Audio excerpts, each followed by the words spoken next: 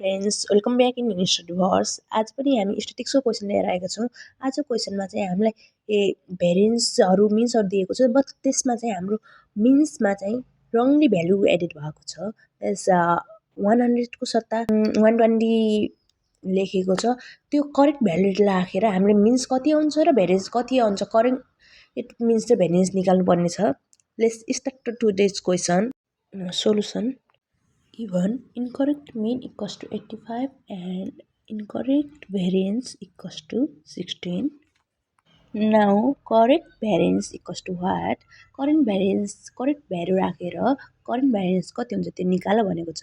We know that हामीलाई थाहा छ correct variance निकाल्नको लागि at first we need to find out the correct mean.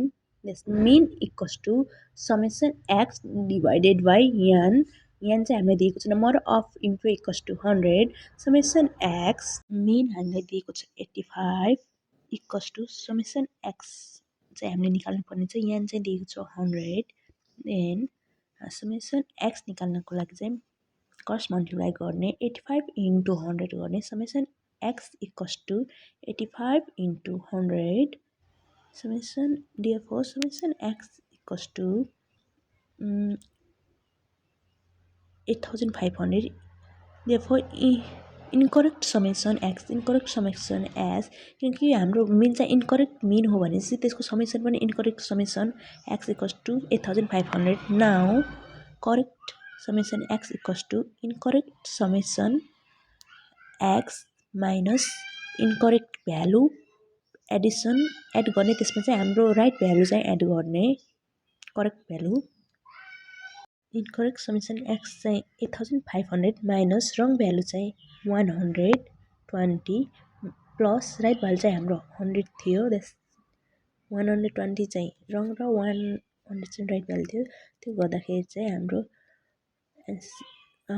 Correct summation x चाहिँ 8480 आउँछ।